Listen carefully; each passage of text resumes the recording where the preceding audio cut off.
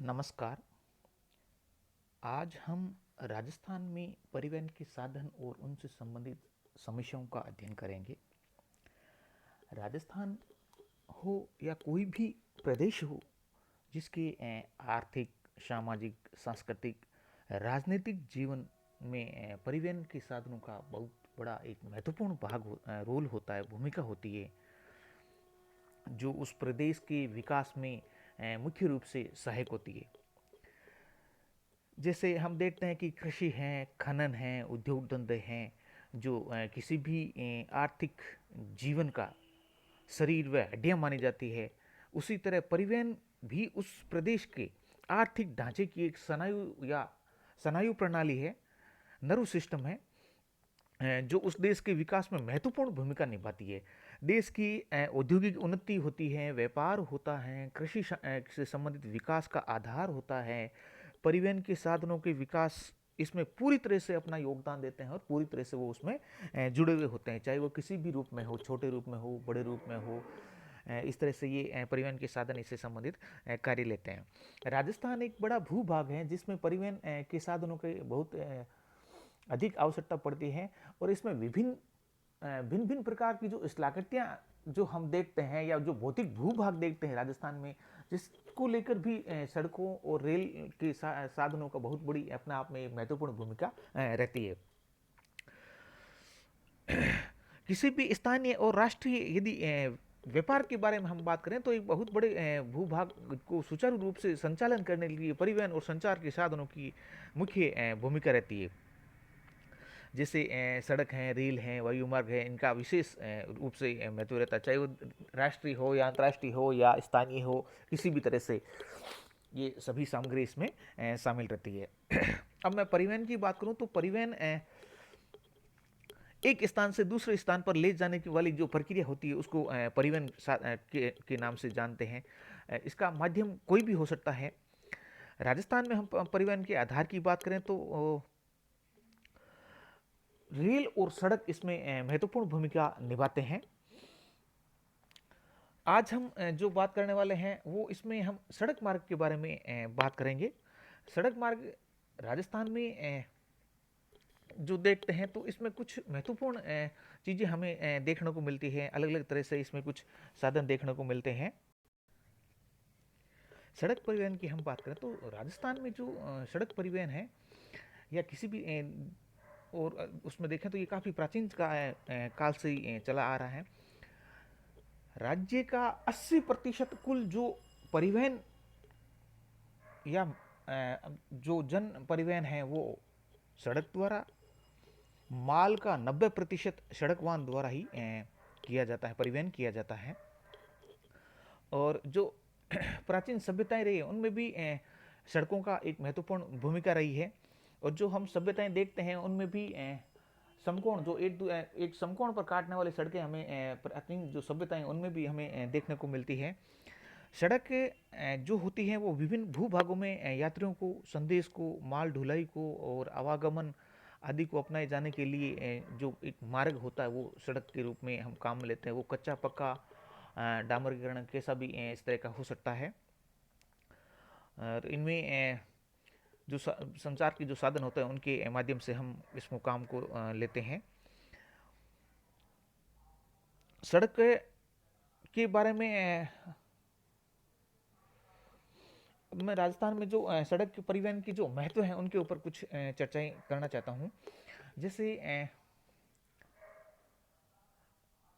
राज्य में व्यापार, कृषि और औद्योगिक उन्नति सड़कों के माध्यम से संपन्न होती है, क्योंकि ये उसके आधार पर ही सारा उद्योग स्थापित होता है। कच्चे माल को लाना, ले जाना, उसको मंडियों तक पहुंचाना, ये सारे सड़क परिवहन के द्वारा होता है। इसी कारण आज राजस्थान में तीव्र विकास के पथ की ओर अग्रसर है। राज्य की शासन व्यवस्था, प्रदेश की सुरक्षा और समाज की दृष्टि से भी सड़क परिवहन एक मुख्य आधार का कार्य करती है, क्योंकि प्रदेश में शांति और अशांति के समय सड़कों द्वारा ही अहम भूमिका निभाई जाती है। फिर हम देखें कि राजस्थान में जो मानवीय सभ्यता का विकास है, स्थानीय है, राष्ट्रीय और अंतर्राष्ट्रीय व्यापार इन्हीं सड़क मार्गों द्वारा, इन्हीं सड़क मार्गों का ही एक महत्वपूर्ण प्रतिफल है या परिणाम है। जो लगातार इसमें बना हुआ है। राज्य की सांस्कृतिक है, सामाजिक है, राजनीतिक है और जो नैतिक है, उसके अलावा धार्मिक सद्भाव और प्रत्यक्ष तय हम देखें तो ये एक दूसरे के सड़क मार्ग पर ही निर्भर करती है, गांव से शहर की ओर, शहर से गांव की ओर या छोटे कस्बों की ओर, ढाणियों की ओर, इस तरह से ये लगातार आपस में बने रहते हैं। राजस्थान में खनन क्षेत्रों का विकास, औद्योगिकरण, नगरीकरण भी मुख्य रूप से सड़कों का परिणाम है, जो एक दूसरे से आपस में जुड़े रहते हैं। राज्य के भीतरी भागों में हम बात करें तो रेल सीमा काफ़ी कम भागों में पहुंची हुई है और इसको पहुंचाने के लिए काफ़ी थोड़ा समय भी लगता है। इसलिए विभिन्न गांवों को जोड़ने के लिए सड़क मार्गें प्रयोग में लाई जाती हैं। कुछ ऐसे स्थान भी हैं जहां रेल मार्ग को ले जाना भी संभव नहीं है। सड़कों पर चलने वाले जैसे बैलगाड़ी हैं, घोड़ा गाड़ी है, भैंसा गाड़ी है, ऊंट गाड़ी है, मोटर ट्रक है, ये एक केवल उसी स्थान तक ही ले जाए जा सकते हैं जहां समतल भू भाग में प्रयोग किया जा सकता है। ग्रामीण क्षेत्रों में उत्थान के लिए राजस्थान में सड़कों का पर्याप्त उपयोग किया जाता है, क्योंकि राजस्थान का काफ़ी भूभाग है जो मरुस्थलीय है और उस मरुस्थल में सड़कों छोटी छोटी जो सड़कें बनाकर एक दूसरे गांवों को आपस में इसमें जोड़ा गया है, जिससे कि उस भूभाग में शिक्षा और सभ्यता का प्रचार संभव हुआ है। सूखा और अकाल के समय राजस्थान में सड़कों का प्रयोग महत्वपूर्ण साधन के रूप में काम में लिया जाता है। इसी तरह हम देखें कि विभिन्न जो कच्चे पके फल फ्रूट सब्जियां दूध आदि वस्तुओं का भी जो परिवहन होता है वो शहरी भागों में पहुंचाने के लिए भी सड़क परिवहन का काम में लिया जाता है। इसी तरह प्राथमिक जो व्यवसाय होता है उसमें भी कच्चे उद्योगों का माल होता है। उद्योगों से तैयार माल उपभोक्ताओं तक पहुंचाने के लिए भी इसकी सड़क की महत्वपूर्ण भूमिका रहती है। राज्य में आर्थिक विशेषीकरण और बहुत बड़े पैमाने पर जो खनन उद्योग हैं, कृषि उत्पादन उद्योग हैं, उसमें परिवहन जो परिवहन विभाग के कारण ही संभव हो पाया है।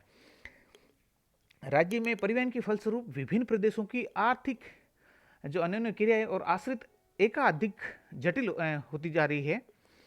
इसी तरह राज्य में जो परिवहन के फलस्वरूप ही औद्योगिक है, कृषि है, खनिज भूदृश्य आदि का विकास संभव हुआ है, जिसके परिणाम स्वरूप आर्थिक प्रदेशों का निर्माण भी होता गया, जैसे भिवाड़ी है, हम मुख्य रूप से अलवर के कुछ भाग देखते हैं। तो फिर हम बात करते हैं, इसमें देखते हैं कि जो आधुनिक वैज्ञानिक और तकनीकी प्रगति के फलस्वरूप ही परिवहन में तीव्रता और जटिलता लगातार बढ़ती ही जा रही है। परिवहन के कारण ही राज्य में अनेक पर्यावरणीय अवनयन और प्रदूषण की समस्या भी मुख्य रूप से बढ़ती जा रही है। फिर आर्थिक योजनाएं, सामाजिक उत्थान की योजनाएं क्रियान्वयन परिवहन के माध्यम से ही संभव हो पाए। इस तरह से ये कुछ इसके सड़क परिवहन के महत्व रहे हैं।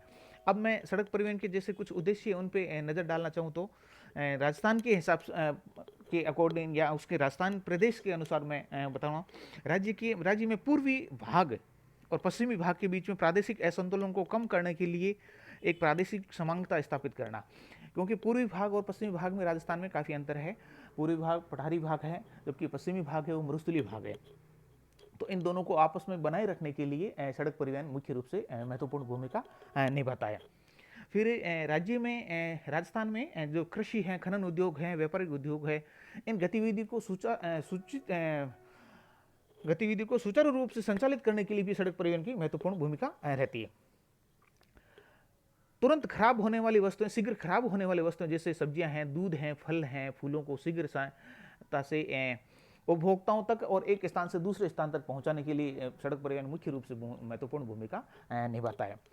इसी तरह यात्रियों को शीघ्र, सुरक्षित, आरामदायक और वृहद पैमाने पर परिवहन की सुविधा भी सड़क परिवहन उपलब्ध करवाता है। प्रशासनिक हैं, सुरक्षा है, सैनिक हैं, राजनीतिक गतिविधियां हैं, इनको भी सुचारू रूप से संचालित करता है ये सड़क परिवहन।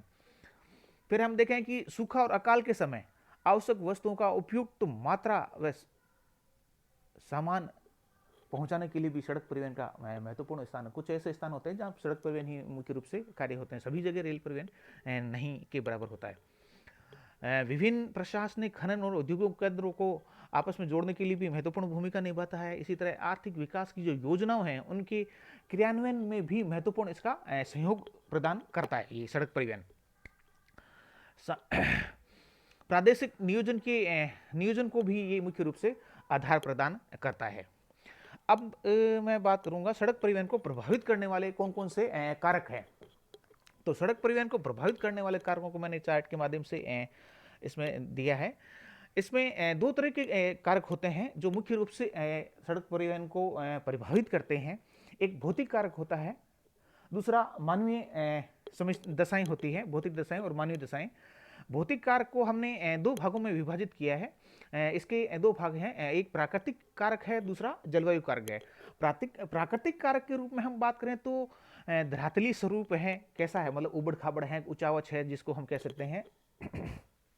जैसे कहीं पे पठार हैं, कहीं पे मरुस्थल हैं, कहीं पे पहाड़ हैं, कहीं पे इस तरह से हम राजस्थान में ऊंचावच काफ़ी देखने को मिलते हैं। जैसे अरावली का भाग है, मरुस्थलीय भाग है, पठारी भाग है, ये सारी चीज़ें इसमें सम्मिलित रहती है।